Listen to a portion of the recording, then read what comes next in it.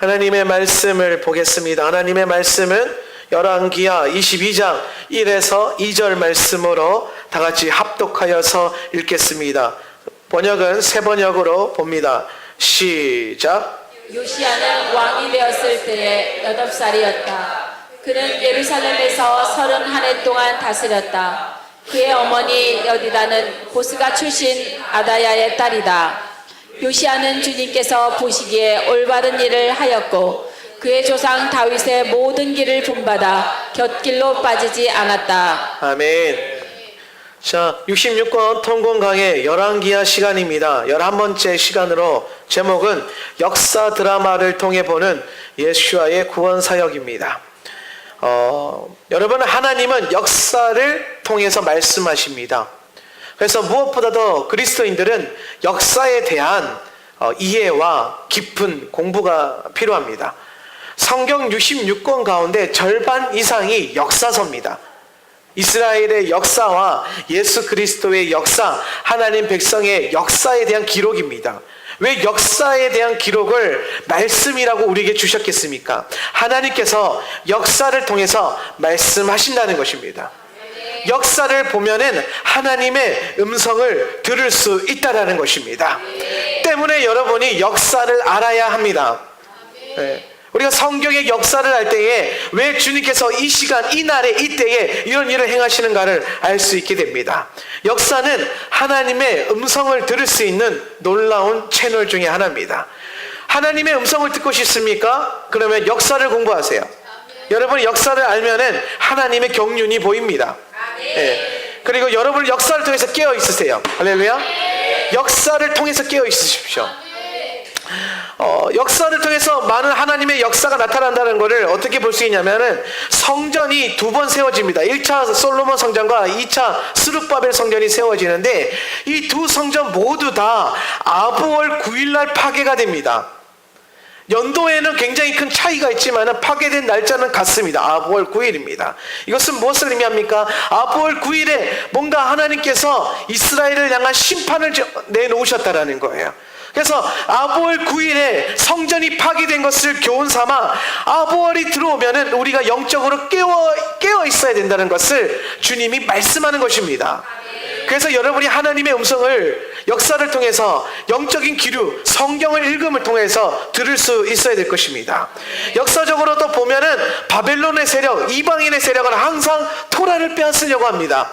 헬라 제국이 이스라엘을 다스릴 때에 다른 모든 성경은 괜찮다. 탈무드도 괜찮고 미드라시도 괜찮고 게마라도 괜찮은데 토라는 안 된다라고 했어요. 말이 됩니까?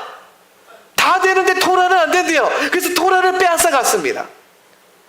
그 이후에 알렉산더 대왕 때도 마찬가지고 오늘날 교회 안에서도 마찬가지입니다. 미국에서 동성애가 합법화되면서 교회 안에 이 성경 안에 동성애 금지된 법이 다 어디에 있어요? 토라 속에 있어요. 오경 속에 있습니다. 그래서 오경에 있는 그 부분을 삭제하기 시작해요. 왜? 주 헌법에 어긋나기 때문에. 그래서 내놓은 퀸 제임스 성경이라는 말도 안 되는 변개된 성경을 가지고 예배드려라 라고 하는 일련의 움직임 또한 있습니다. 무엇을 빼앗고 있습니까? 토라를 빼앗고 있다는 거예요.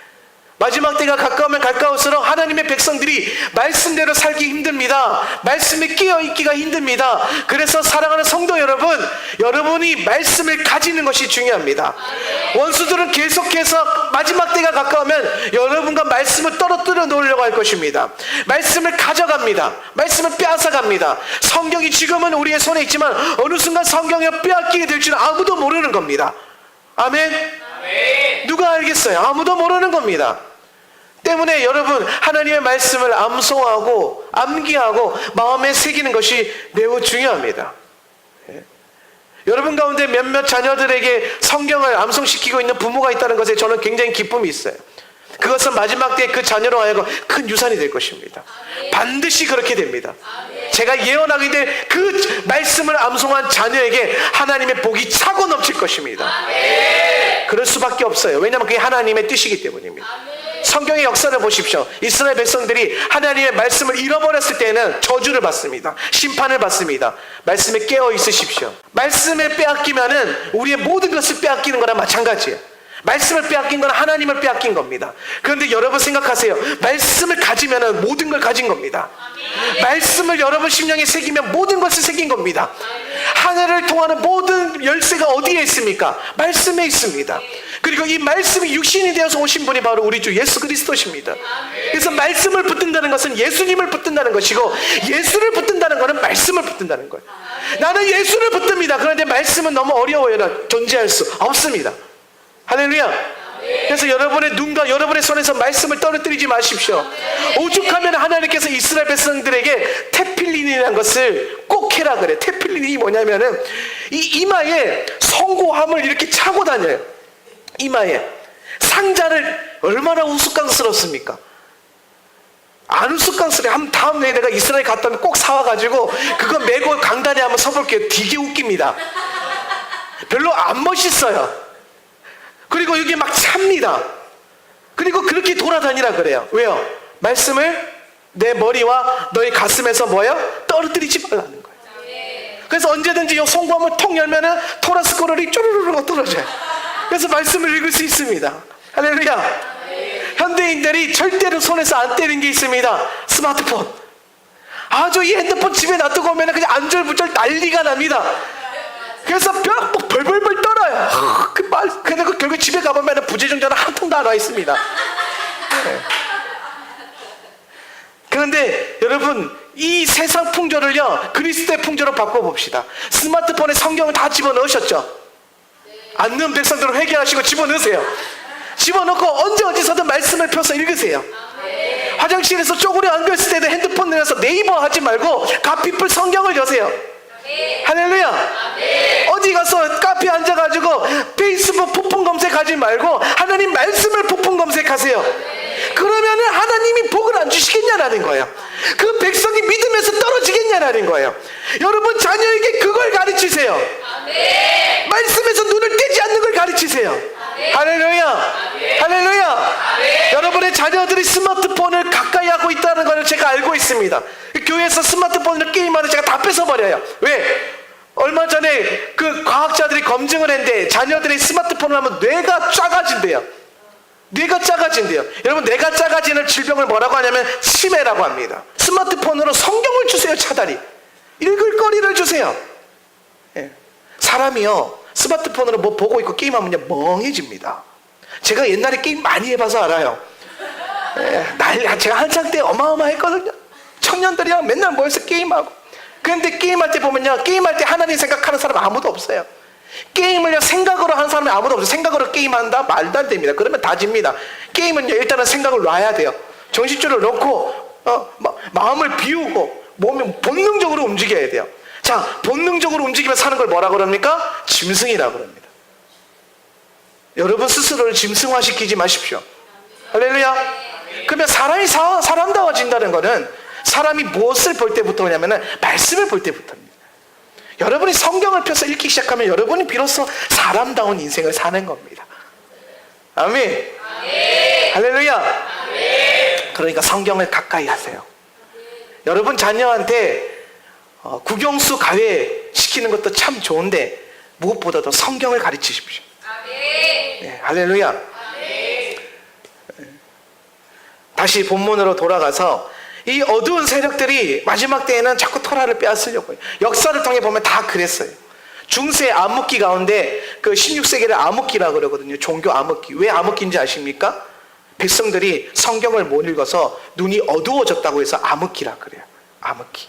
그래서 그 가운데 주님이 빛을 비추는 사건이 뭐냐? 성경을 영어와 본국어로 번역한 사건이에요. 루터와 칼빈에 의해서. 그게 종교개혁입니다. 네. 이것을 통해서 우리가 알 수 있는 게 뭐냐면은 마지막 때가 가까우면 가까울수록 원수들은 계속 우리가 말씀에서부터 어두워지게 만들 거다라는 거예요. 시편 119편에 보면은 주의 말씀이 내 길에 빛이여 내 발의 등이여 내 길에 빛이라 그랬어요. 그렇죠? 주의 말씀이 빛이에요. 그럼 내가 그 빛을 잃어버리면 어떻게 삽니까? 어두운 이 세상을 어둡게 살아갑니다. 그러면은 이거는 제대로 못 살아요. 혼란스럽게 삽니다. 그러니까 하나님이 저기 있다 그러면 우르르 졸로 가요. 하나님이 여기 있다 그러면 우르르 졸로 가요. 하나님이 아르헨티나에 있다 그러면 아르헨티나로 우르르 이사를 가요. 하나님이 필리핀에 있다 그러면 필리핀으로 우르르 이사 가요. 왜 그렇습니까? 말씀이 없기 때문에 가야 할 바를 모른다라는 거예요. 그러나 사랑하는 성도 여러분, 깨어 말씀을 붙드십시오. 말씀을 읽는 순간 빛이 비춰지는 그 순간 그곳이 여러분이 있는 그 조리, 그 나라, 그 땅, 그 자리가 하나님 나라입니다. 그래서 하나님 나라는 여기 있다 저기 있다 할 것이 아니요 너희 마음 안에 있느니라. 할렐루야. 내 안에 하나님 마음, 내 안에 하나님의 나라가 있다라는 거예요. 그러는 말씀을 붙들어야 돼요. 열왕기하는 역사책이에요. 역사책이라는 것은 뭘 말하냐면 하나님께서 이 열왕기하를 통해서 우리에게 하시고자 하는 말씀이 있다라는 거예요. 할렐루야. 그럼 무슨 말씀하기를 원하느냐? 열왕기하는 또 다 예수님에 대한 얘기다. 제가 이 66권 통공 강의 하면서 제가 알고 설교한 게 아니에요. 사실은 매주 이걸 공부하는데 참 기가 날마다 새로워요. 이렇게 성경 많은 곳에 하나님에 대한, 예수님에 대한 가르침이 있는 줄은 몰랐어요. 열왕기하에도 예수님에 대한 가르침이 분명하게 있습니다. 오늘 특별히 열왕기하에서 우리가 세 인물을 볼 건데 첫 번째가 엘리사예요. 따라합시다. 엘리사의 그 이름의 뜻은요, 뭘 말하냐면은 하나님이 구원하신다라는 뜻이에요. 멋있죠? 하나님이 구원하신다. 엘리사. 예. 그리고 그 다음에 우리가 살펴볼 인물이 히스기야라고 되어 있는데 개역개정에서 히스기야라고 되어 있어요. 따라합시다. 히스기야는 하나님은 강하시다라는 거예요. 여호와의 권능을 말하는 거예요. 예. 하나님 강하시다. 예. 그리고 마지막으로 살펴볼 인물이 누구냐면 열왕기하의 요시야입니다. 따라 요시야는 우리 하나님께서 고치신다라는 뜻이에요. 그 세 인물을 통해서 예수님의 사역이 어떻게 예표되고 있는가를 한번 나누도록 하겠습니다. 먼저 엘리사입니다. 엘리사는 기름 부음 받은 자입니다. 아까 말씀드렸듯이 엘리사는 이름의 뜻이 하나님이 구원하신다. 히브리 원문으로는 엘리사가 아니라 엘리샤입니다. 우리가 구원하다라는 이름이 히브리어로 뭡니까? 예슈아죠. 예슈아. 예수님의 이름이 구원하다라는 뜻이에요. 근데 예슈아의 그 원래 어원이요 슈아흐예요. 슈아. 그러니까 엘리샤는 뭐냐면은 엘리는 나의 하나님의 뜻이거든요. 샤는 뭐냐 구원한다라는 거예요. 나의 하나님이 나를 구원하신다라는 거예요. 그래서 엘리사의 사역을 보면은 많은 구원의 사역들이 있습니다. 또 이 엘리샤의 사역에 보면은 엘리사는 사역을 시작하기 전에 엘리야로부터 기름 부음을 받아서 갑절의 기름 부음을 가지고 사역을 합니다. 그래서 이 엘리사가 그 엘리야의 기름 부음을 받았을 때에 그 제자들이 이렇게 말합니다. 열왕기하 2장 15절 말씀, 예리호 맞은편에 시작. 예리호 맞은편에 있는 예언자들의 제자들이 그를 보며 말하였다. 엘리야의 영이 엘리사 위에 머물렀다. 그들이 그를 맞으러 가서 땅에 엎드려 그에게 절하였다. 아멘. 엘리사 위에 누구의 영이 임했다고 합니까? 엘리야의 영이 임했다. 엘리야의 기름 부음이 임했다라는 거예요. 자, 엘리사가 지금 누구의 기름 부음을 받습니까? 엘리야. 자, 예수님에 대한 예언 가운데요, 어떤 예언이 있냐면은 그가 오기 전에 누구를 먼저 보내리라? 엘리야를 먼저 보낸다라고 말라기는 말하고 있죠. 그죠? 엘리야가 먼저 올 것이다 라는 거예요. 엘리야를 내가 먼저 보낸다. 그래서 그 엘리야, 예수님이 오시기 전에 먼저 온 엘리야가 누굽니까? 세례 요한이죠. 그래서 세례 요한의 풍모를 보면 어때요? 털옷을 입고 가죽띠를 입고, 이게 구약에 누구와 흡사하냐면 엘리야의 모습과 흡사합니다. 광야에서 석정과 메뚜기를 잘근잘근 씹어 먹으며 주님의 길을 예배했던 그 엘리야. 근데 엘리사가 엘리야의 영을 가졌다는 것은 뭐냐면은 엘리샤 그 자체가 예수 그리스도를 예표하는 인물이 된다라는 거예요. 그것을 통해서 또 무엇을 알 수 있냐면은 열왕기하 2장 12절 14절에 보면 이런 말씀이 있어요. 한번 읽어보겠습니다. 14절 말씀 한번 읽어볼게요. 엘리야가 시작. 엘리야가 떨어뜨리고 간 그 겉옷으로 강물을 치면서 엘리야의 주 하나님, 주님께서는 어디에 계십니까? 하고 외치고 또 물을 치니 강물이 좌우로 갈라졌다. 엘리사가 그리로 강을 건넜다. 아멘. 자, 보세요. 엘리사가 엘리야가 떨어뜨리고 간 겉옷이 있어요. 그 기름 부음이거든요. 그것으로 뭐를 치어요? 강을 쳤어요. 여기서 이 강이 어떤 강입니까? 요단강이에요. 야르덴 강이에요. 야르덴 강. 원문에서 야르덴이라고 나와 있는데 이 세 번역은 번역을 다 안 했어요. 그래서 직역 성경에 보면 야르덴 강을 칩니다. 요단강을 쳤어요. 그래서 요단강이 갈라지고 엘리사가 어떻게 됩니까? 강을 건너가요. 갈라진 강을 건너갑니다. 어떤 장면이 떠오릅니까? 홍해를 가르시고 이스라엘 백성을 출애굽시킨 하나님이 떠오르죠. 예.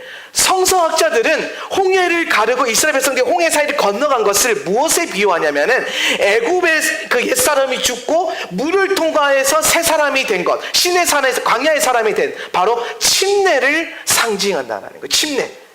그러면 엘리사가 엘리야의 겉옷을 가져가지고 강을 쪼개고 건너간 거는 뭘 상징합니까? 엘리야의 기름 부음 안에서 뭘 받은 거예요? 침례를 받은 것을 상징해요. 자, 예수님이 언제 사역하십니까? 예수님의 사역이 요한에게로부터, 요한 누구 예표한다고 했죠? 엘리야. 요한이 누구에게 세례를 줘요? 예수님에게. 어디서? 요단강에서. 지금 이 장면 어디? 요단강. 네. 정확하게 예수님에 대한 얘기를 하고 있는. 그래서 예수님의 사역을, 예수님이 이렇게 사역할 것이라는 것을 정확하게 그려주고 있는 것이 바로 엘리사가 엘리야의 겉옷을 취하여서 강을 쪼개서 건너가는 이 침례의 장면을 의미한다라는 것입니다. 할렐루야. 예, 이게 예수님의 놀라운 그림자 중에 하나예요. 또 엘리사가 가지고 있는 구원의 사역들을 한번 보겠습니다. 엘리사가 열왕기에서 무슨 사역을 하냐면은 가장 먼저 한 사역이 바로 죽음의 물을 생명의 물로 바꾼 사건이에요. 예. 그런데 이 죽음의 물을 생명의 물로 치유하다, 고쳤다. 개역개정에서는 고쳤다라고 말하고 있지만은 원문에 보면 이거를 라파라고 해요. 라파는 우리가 잘 알다시피 뭐예요? 치유하다라는 거예요. 여호와 라파, 치료하시는 하나님. 치유하다는 뜻의 또 한면에 무슨 뜻이냐면은 생산의 능력을 회복하다라는 뜻이 있어요.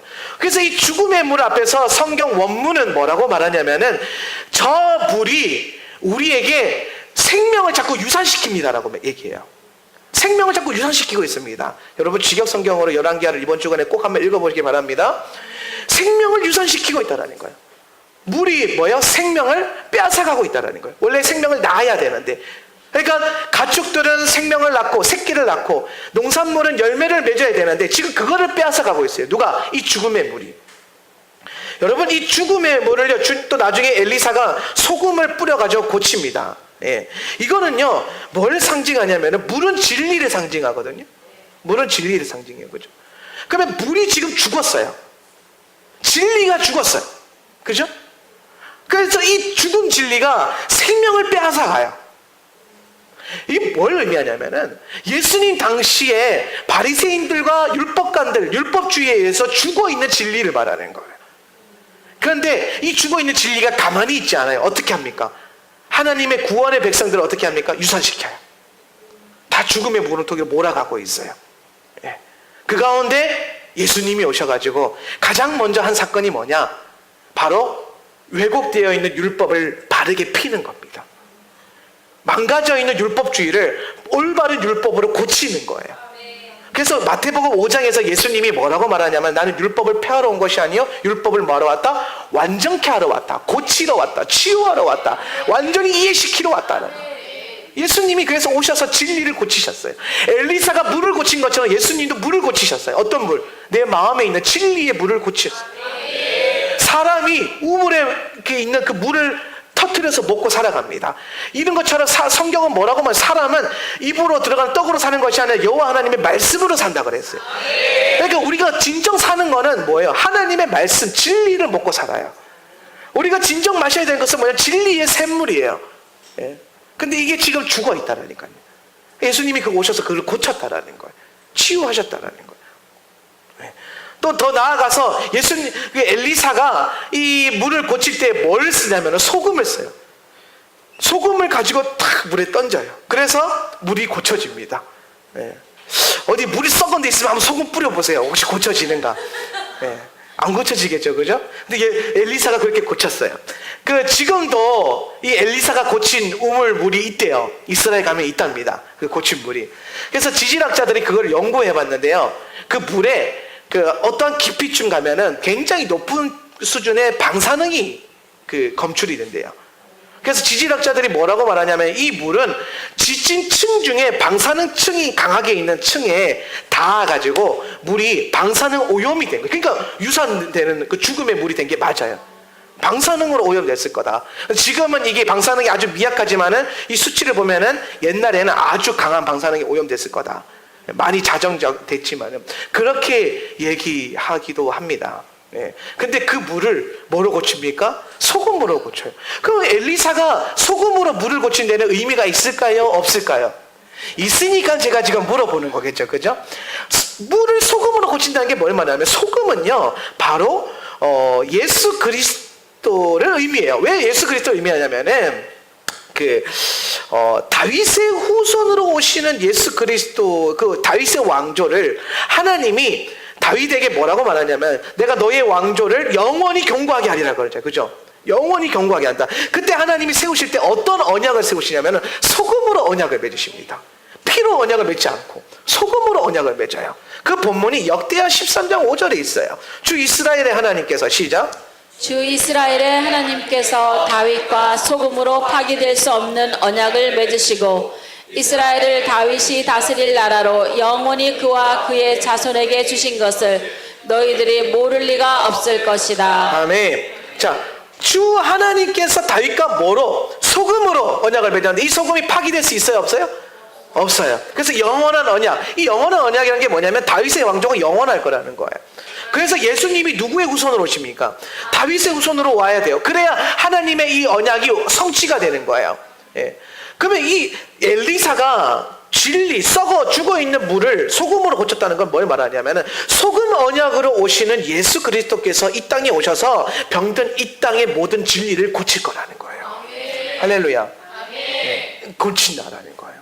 그래서 예수님이 이 땅에 오셔서 뭐 하십니까? 왜곡되어 있는 유대인들의 율법주의를 바른 말씀, 복음으로 고치는 것입니다. 올바른 토라를 우리에게 주는 겁니다. 여러분, 토라는 생명입니다. 토라는 은혜입니다. 그런데 이 토라가 율법으로 변질되어 있었단 말이에요. 그래서 이 율법으로 변질된 걸 다시 토라로 바꾸는 것, 그게 예수님의 사역이에요. 할렐루야. 또 엘리사의 침례 사건 제가 말씀드렸죠. 뿐만 아니라 엘리사의 사역을 통해서 예수님은 많은 그림자를 남깁니다. 자, 엘리사가 수넴 여인의 아들을 소생시킵니다. 또 엘리사가 밀가루로 사망의 독을 해독시킵니다. 그리고 보리빵 2개로 100명을 먹입니다. 자, 보십시오. 예수님께서 이 땅에 오셔서 죽은 자를 살리십니다. 아멘. 할렐루야. 마가복음 16장 17절 18절에 보면은 뭐라고 말씀하죠? 믿는 자에게는 독을 먹어도 해를 받지 않는다 그랬어요. 독을 고치신. 그리고 예수님이 오병이어로 5,000명을 먹이십니다. 할렐루야. 이 사건들을 볼 때에 예수님이 행하신 사건과 아주 긴밀한 연결고리가 있다라는 것입니다. 자, 엘리사의 모든 사역은 바로 예수 그리스도께서 행하신 기름 부음의 사역을 상징하는 것이다. 자, 우리는 성령의 기름 부음을 받아서 엘리사처럼 영혼을 살리고 치유해야 되는 사명이 있다라는 것. 엘리사가 예수님을 상징합니다. 그리고 예수님이 여러분을 하나님의 백성으로 부르셨고 동일하게 엘리사의 영, 엘리야의 영, 주님의 영을 부으셨습니다. 자, 그러면 우리는 뭐 해야 됩니까? 엘리사가 주님의 길을 예표한 것처럼 우리는 주님의 길을 증거해야 됩니다. 증인해야 됩니다. 그래서 주님이 우리 모두를 증인으로 부르십니다. 위트니스입니다. 우리는 다 증인된 삶을 살아야 됩니다.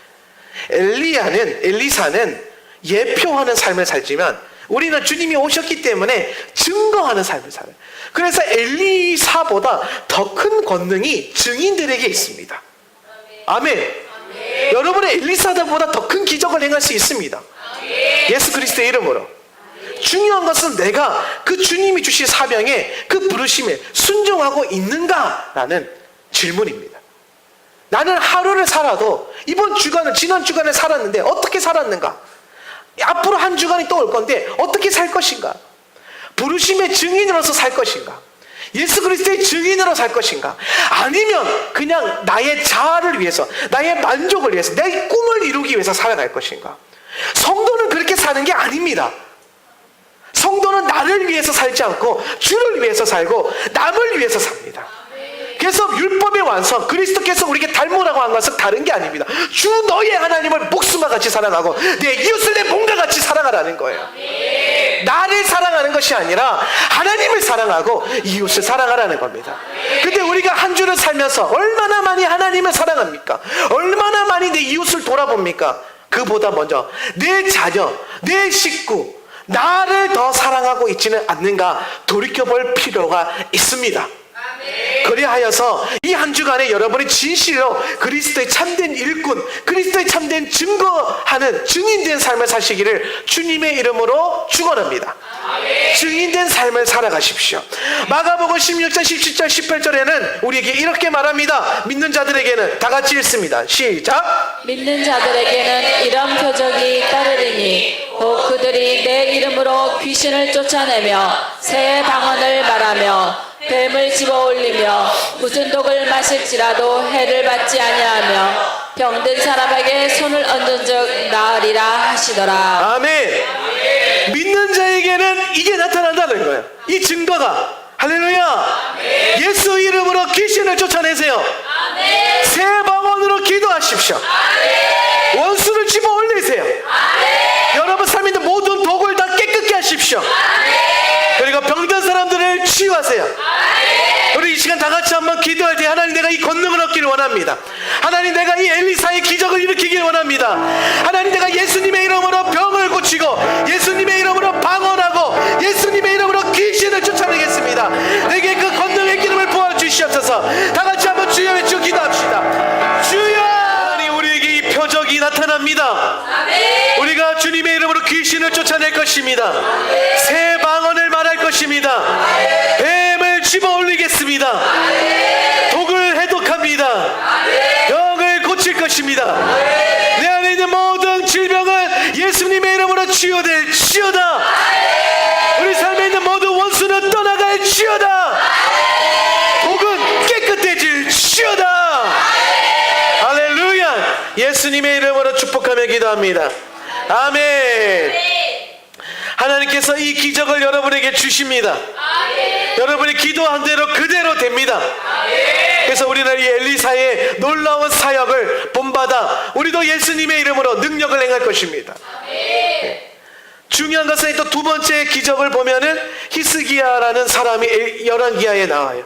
히스기야는 예수님의 기도 사역을 예표하는 인물 중에 한 사람입니다. 열왕기하 18장 5절에서 6절 한번 먼저 읽겠습니다. 히스기야가 시작. 히스기야가 이스라엘 하나님 여호와를 의지하였는데 그의 전후 유다 여러 왕 중에 그러한 자가 없었으니 곧 그가 여호와께 연합하여 그에게서 떠나지 아니하고 여호와께서 모세에게 명령하신 계명을 지켰더라. 아멘. 자, 북이스라엘은 여로보암의 길을 따라갔고 남유다는 다윗의 길을 따라가야 되는 사명이 있었습니다.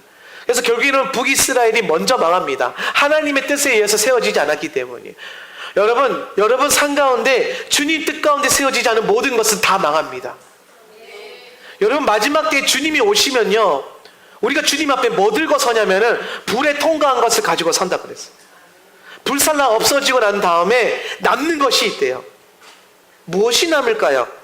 주님의 불이 마지막 때에 여러분 가운데 떨어질 겁니다. 그리고 우리는 그 불을 통과해야 됩니다. 그리고 남는 게 있어요. 그게 주님 앞에 가져갈 거예요. 뭐가 남을까요?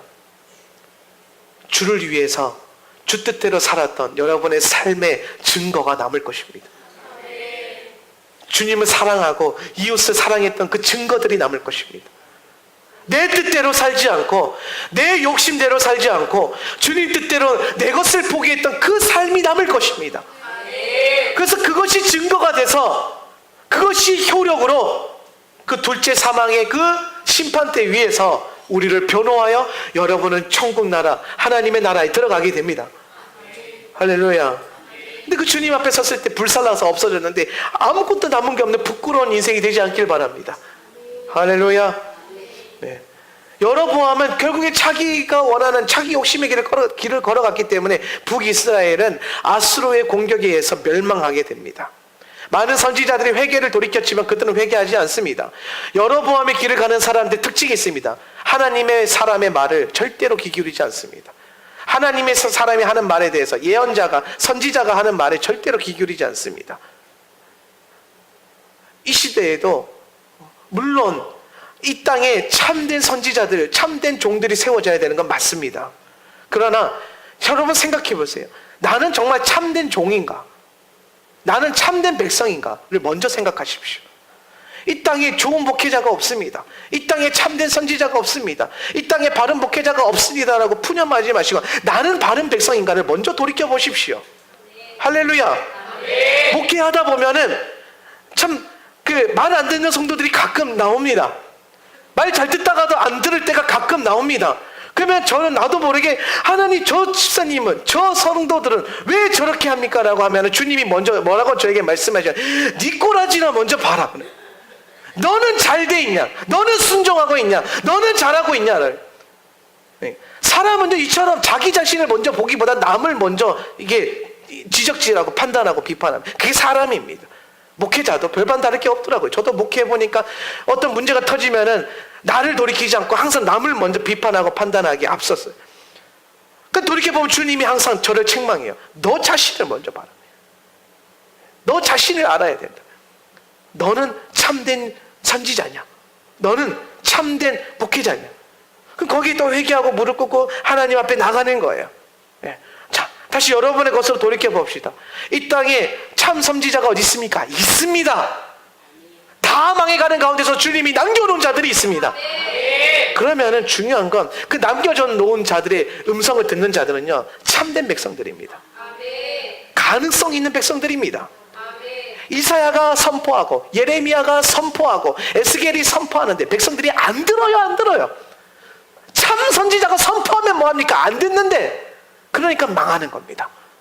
그래서 여러분 말씀에 깨어 있어서 우리가 망하는 백성 되지 말자는 거예요. 여러분이 망하면 안 됩니다. 하나님 말씀 붙들고 살아나는 백성 돼야 됩니다. 좀 다시 일어나는 백성 돼야 됩니다. 할 수 있습니다. 하나님이 살아계시니까 우리에게는 희망이 있어요. 소망이 있습니다.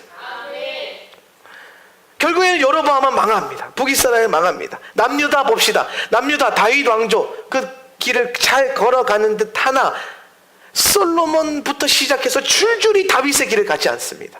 하나님이 원하는 길을 가지 않아요.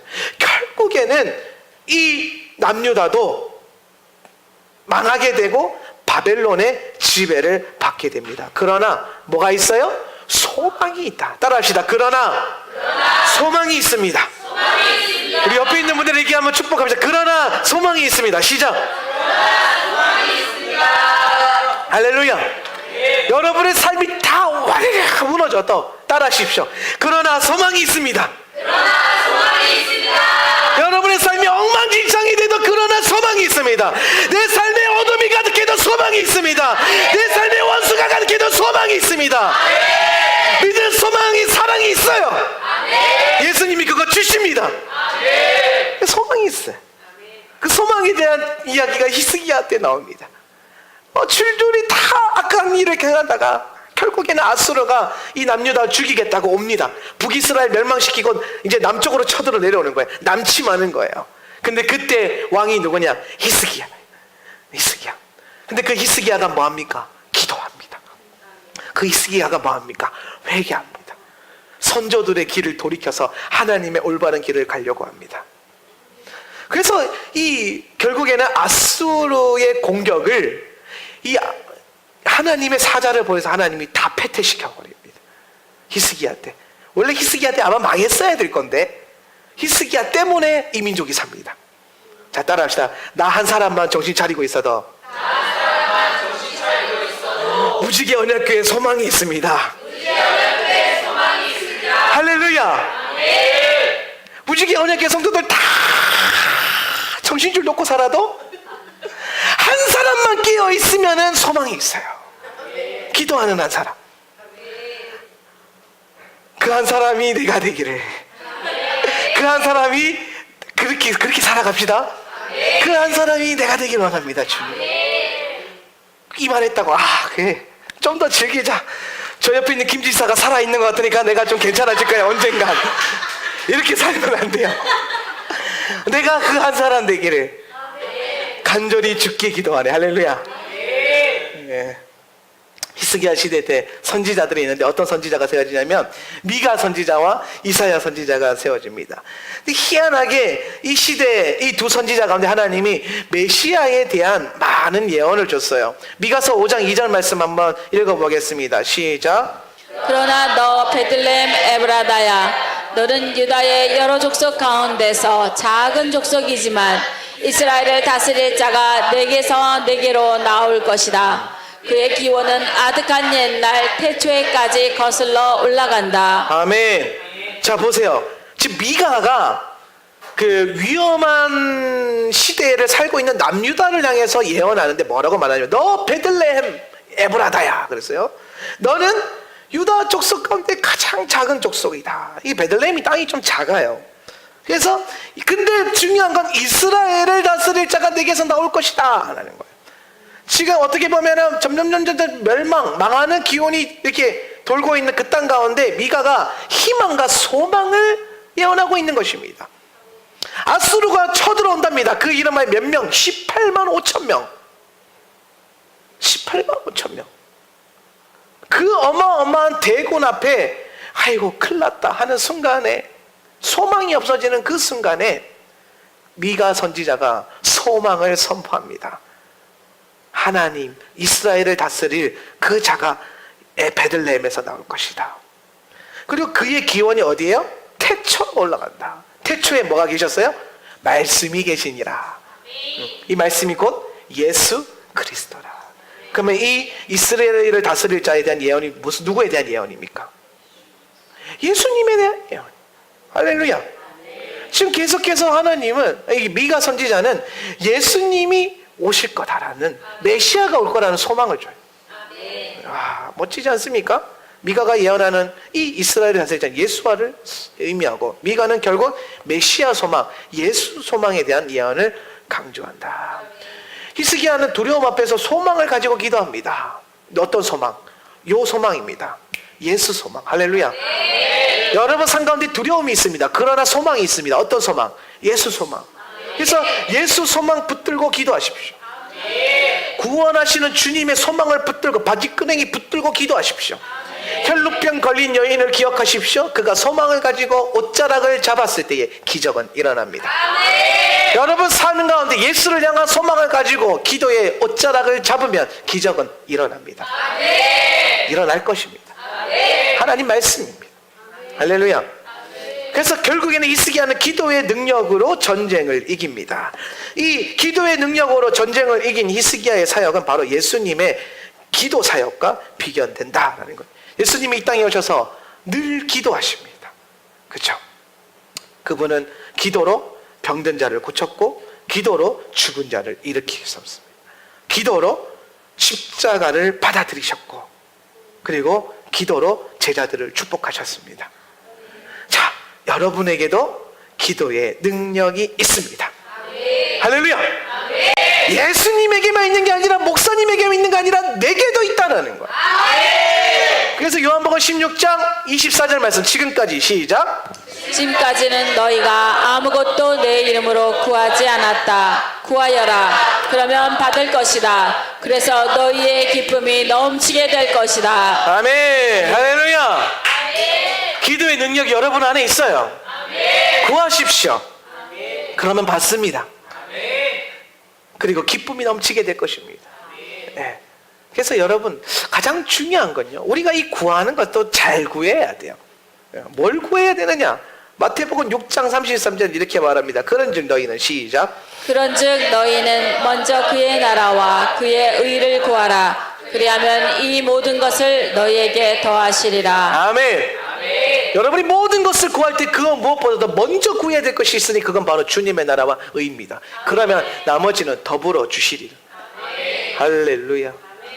여러분의 질병, 여러분의 삶의 문제, 여러분의 환경에 있는 아픔들, 어려움들을 붙들고 기도하는 것이 생각보다 쉽습니다. 왜냐하면 사람은요, 우리 신학교 교수님이 뭐라고 그 1학년 때 가르침을 줬냐면은, 신학교 시절에 책 많이 읽어라. 책을 많이 읽어라. 기도는 좀 덜 해도 되니까 책 많이 읽어라. 그래서 저는 그때 기도 많이 하는 기도파였거든요.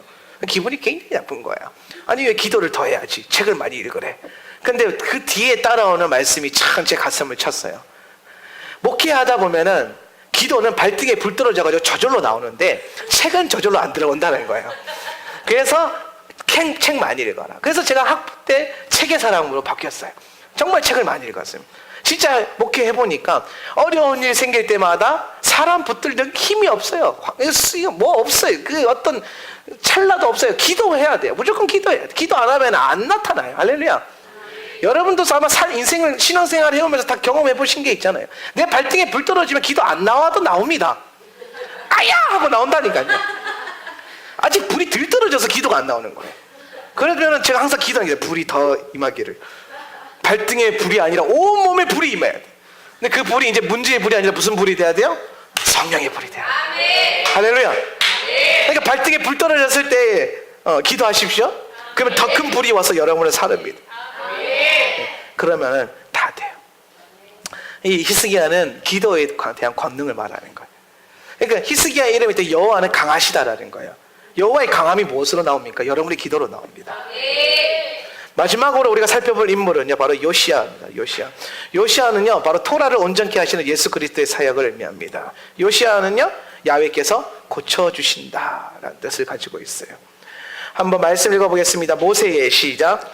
모세의 모든 토라대로 야훼께 그의 마음을 다하고 목숨을 다하고 힘을 다하여 돌아온 왕, 그와 같은 사람은 그 이전에도 없었고 그 이후에도 일어나지 않았습니다. 아멘. 모세의 모든 토라대로 야훼께 그의 마음을 다하고 목숨을 다하고 힘을 다하여 돌아온 왕, 그와 같은 사람은 그 이전에도 없었고 그 이후에도 일어나지 않았습니다. 그와 같은 사람은, 그래서 이 사람이 여러분이 돼야 돼요. 요시야가 아니라 여러분, 목숨을 다하고 힘을 다해서 하나님께로 돌아가려고 하는 사람, 그게 여러분이 돼야 됩니다. 그래서 요시야가 종교개혁이라는 것을 해요. 종교개혁이라는 게 뭐냐면요, 요시야 시대 때 제사장이 힐기야라는 사람이 있어요. 힐기야. 근데 이 힐기야가 성전에서 청소하다 뭘 찾냐면은 토라를 찾습니다. 토라. 율법책을 찾아요. 근데 이 말이 뭐냐면은 이 제사장인데 토라를 모른다라는 거예요. 쉽게 설명하면은 목사님은, 이스라엘은 목사들이 다 혈통으로 타고 내려오니까요. 그죠? 대대로 목사 집안인데 이 목사님은 성경이 없어. 성경을 몰라요. 한 번도 읽어본 적이 없는 목사님. 그럼 강단에 서서 뭐라고 설교할까요? 그럼 그 교회는 어떨까요? 그 나라는 어떤 지경일까요? 그게 열왕기하에 나오는 나라입니다. 망하는 나라. 엉망진창. 근데 청소하다가, 그러니까 청소도 안 했다라는 거예요. 그죠? 청소하다가 찾았던 건 청소도 안 한 거예요. 그러니까 교회 청소만 해도 은혜가 있습니다. 할렐루야. 청소하러 오라는 얘기 아니에요. 뭘 하나라도 섬기면은 거기 은혜가 떨어져요. 언약이 떨어져요. 일기야가 청소하다가 율법책을 발견해 이게 뭐지 하고 봤는데 갑자기 감동이 빡 오는 거예요. 왜? 하나님 말씀이니까. 그래서 이걸 왕에게 가져갔더니 왕이 읽으면서 눈물을 질질 흘리면서 이 나라가 왜 이렇게 망했는지 알겠다. 그래서 이 율법책에 쓰여진 대로 다 행하시오. 그래서 돈도 뭐 사람도 다 지원해줘요. 이게 종교개혁입니다. 종교개혁이라는 게 뭐냐면 이걸 또 요시야의 부흥이라고도 얘기하거든요. 부흥과 종교개혁의 핵심이 뭐냐면 말씀이 살아나는 거예요. 여러분 삶 가운데 말씀이 나타나는 거예요. 할렐루야. 그리고 참 재밌는 사건이 있는데, 그러면서 가장 먼저 요시야가 뭘 명령하냐면은 유월절을 지키라라고 얘기합니다. 희한하죠. 토라가 회복되자마자 수많은 율법들이 있는데 가장 먼저 뭘 지키라 그랬다고요? 유월절부터 회복해라. 열왕기하 23장 21절 말씀, 왕이 시작. 왕이 온 백성에게 명령하였다. 이 언약책에 기록된 대로 너희 하나님 야훼께 유월절을 지켜라. 아멘. 수많은 절기가 있고 수많은 율법들이 있는데도 먼저 뭘 해요? 유월절을 지켜라. 이 말인 뜻은 뭐냐면은 왜 유월절을 먼저 지켜라 했냐면, 율법을 쭉 읽어보니까 율법의 하이라이트가 뭐예요? 유월절이에요. 왜 유월절이죠? 유월절이 뭘 상징하기 때문에? 예수 그리스도의 십자가 구속을 상징하기 때문에. 예. 그래서 구약의 핵심, 가장 중요한 사건이 유월절이면 신약에서 가장 중요한 사건이 뭐예요? 십자가. 그렇죠? 구원의 사건. 이게 두 개가 뭐예요? 같은 사건이에요. 이스라엘 백성들이 유월절 어린 양의 피로 구원받았고, 이 땅에 있는 모든 열방이 어린 양 예수 그리스도의 피로 구원받은 것. 이게 토라가 말하는, 구약이 말하는 바와 신약이 말하는 바가 똑같아요. 구약 공부하면서 예수님 볼 수 있어요? 없어요? 봐야 돼요. 있는 거가 아니라 봐야 돼. 못 보면은 어두운 거예요. 뭐가 씌여 있는 거. 봐야 정상인 거예요. 이제 주님이 보이게끔 하실 것입니다. 네. 그래서 요시아 때 6월절이 회복이 됩니다. 토라가 회복되는 곳에 가장 먼저 회복되는 게 6월절이에요. 무지개 언약교회 봅시다. 작년에 토라가 회복되면서 가장 먼저 회복했던 게 뭡니까? 6월절이었어요. 그렇죠? 네, 6월절. 6월절을 그리스도 안에서 얼마나 행복하게 보낸지 모릅니다. 아멘. 토라의 회복은 바로 6월절의 회복입니다. 토라는 6월절에 대한 계시로 가득합니다. 이 말의 뜻은 뭐냐면은 토라는 예수 그리스도의 십자가에 대한 계시로 가득하다. 그러니까 구약 성경에 창세기부터 말라기까지 흩어보면은 예수 십자가 복음이 아닌 게 없어요. 제가 왜 성경 통공 강의를 계속 할까요? 그거 보자라는 거예요. 그거. 얼마나 십자가에 대한 얘기를 구약이 많이 얘기하고 있는가.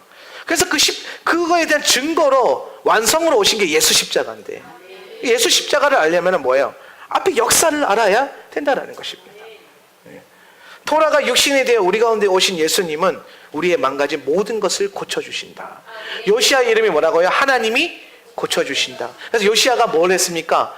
말씀을 회복해서 말씀으로 나라를 고쳤어요. 할렐루야. 예수님이 이 땅에 오셔서 뭐 하셨습니까? 말씀으로 나라를 고쳤어요. 어떤 나라? 나라는 나라. 한명진의 나라를 고쳤어요. 할렐루야. 할렐루야. 우리 가끔 뭐 멜로드라마 보면은 나의 나라는 너밖에 없어. 국가가 부르고 내가 부르면 어떻게 해? 나의 나라는 너야. 뭐 그런 말도 안 되는 그런 오글오글거리는 것도 있지만, 예. 주님의 눈에는, 예수님의 눈에는 오직 한 나라밖에 없어요. 여러분이라는 나라예요. 할렐루야. 되게 닭살 돋는 것 같아. 그래서 예수님의 복음을 이렇게 로맨틱하게 볼 수도 있어야 돼요. 예. 피 끓는 사랑으로 여러분을 사랑하셨어요. 아멘. 예. 말씀을 결론 내겠습니다. 예수님은 구원의 역사의 주인공입니다. 열왕기하가 역사책이고 그 역사는 뭘 말하냐면 예수 십자가 사건을 예표하고 있다. 예수님에 대한 얘기를 계속하는 거예요. 예수님이 오실 거다. 그가 기름 부음 받고 그가 고치시고 그가 기도의 능력으로 회복시킬 거다. 역사를 영어로 히스토리라고 합니다. 우리는 그것을 His story라고 합니다. 그의 이야기, 주님의 이야기. 그래서 우리 역사를 통해서 주님을 본다. 사도행전 4장 12절은 이렇게 말합니다. 다 같이 하면 마지막 말씀입니다. 읽습니다. 시작. 다른 이로서는 구원을 받을 수 없나니 천하 사람 중에 구원을 받을 만한 다른 이름을 우리에게 주신 일이 없음이라 하였더라. 아멘. 역사가 증거하는 바가 뭡니까? 오직 너희들에게 구원을 줄 분은 예수님밖에 없다. 할렐루야.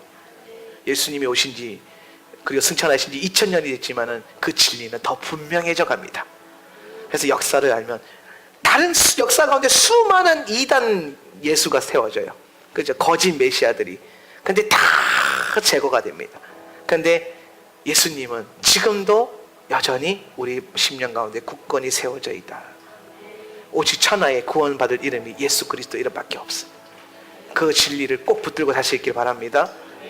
예수가 나의 구원입니다. 그러면 이 찬양 부르고 기도합시다. 우리 보좌 앞에 모였네. 제가 이 설교를 마무리하면서 하나님이 감동을 주셨던 찬양인데요. 우리 한번 찬양하면서 구원에 대한 주님을 높입시다.